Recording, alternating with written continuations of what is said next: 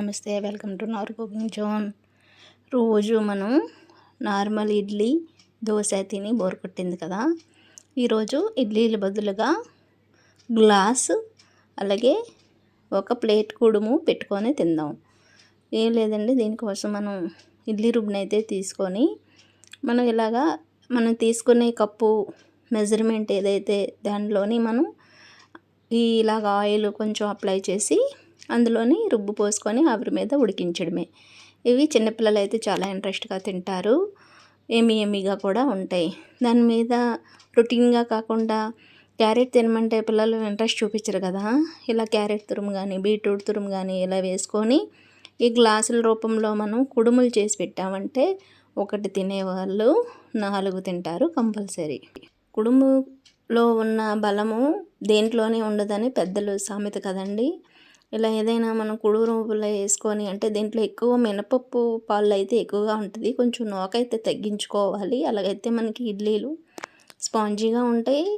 ఈ మినపప్పు ద్వారా లభించే పోషక విలువలు, ఎముకల దృఢత్వం అన్నీ కూడా మనకి బాగా లభిస్తాయి. వైట్ నూకలు అయితే పెద్దగా ఏమీ ఉండదు కదా. బొత్తుతో ఉన్న మినపప్పు అయితే ఇంకా మంచిది. మనం తీసుకున్న గ్లాసు అలాగే ప్లేట్లో కూడా మనం రుబ్బు కొంచెం వెళ్తుండగా వేసుకోవాలి. వేసుకున్నాక దాని మీద ఇలాగ క్యారెట్లు శుభ్రంగా వాష్ చేసి తురుము పెట్టుకున్నవి దాని మీద ఇలా బాగా కోట్ చేసుకోండి. కోట్ చేసుకొని మనం ముందుగా ఈ చిన్న చిన్న గ్లాసుల్లో కూడా పోసుకున్నాం కదా, అది ఇలా ఒకసారి ఇలాగా నేలలో ఒకసారి కొడితే అది రుబ్బంతా కిందకి వెళ్తుంది. కిందకి వెళ్ళాక దాని మీద కూడా మనం క్యారెట్ తురుము బాగా ఫుల్గా వేసి పైన కోట్ లాగా వేసుకొని ఇలాగా ఈ వీడియోలో చూపిస్తున్న విధంగా క్యారెట్ తురుము బాగా దాని మీద పైన కోటింగ్ లాగా వేసుకోండి. ఇలాగ వేసుకోవడం వల్ల మనకి క్యారెట్ తిన్న ఫ్లేవర్ ఉంటుంది, అలాగే మనం కుడుము కూడా తిన్నాము, పొట్ట కూడా ఫ్రీగా కూడా ఉంటుంది. క్యారెట్ ద్వారా పిల్లలు క్యారెట్ అంటే చాలా వెనక్కి వెళ్ళిపోతారండి, పచ్చి తినమన్నా తినరు. అలాగే ఏదైనా స్వీట్ చేసి పెడదామన్నా స్వీటా అంటారు. సో మన కళ్ళుకి మంచి ఎఫెక్ట్ కావాలి, కళ్ళు బాగా ఇదవ్వాలి అంటే ఈ డేస్లో సెల్ ఫోన్స్, టీవీ అటాచ్మెంట్ వల్ల కళ్ళు చాలా దెబ్బతింటున్నాయి. క్యారెట్ ఎక్కువ తినడం వల్ల చాలా మంచిదండి బాడీకి.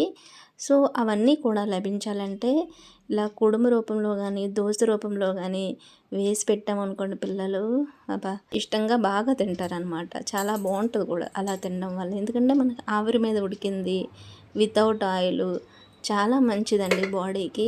పొట్ట కూడా హాయిగా ఉండి మనం అచ్చం ఇడ్లీ తిన్న ఫేవరే ఉంటుంది.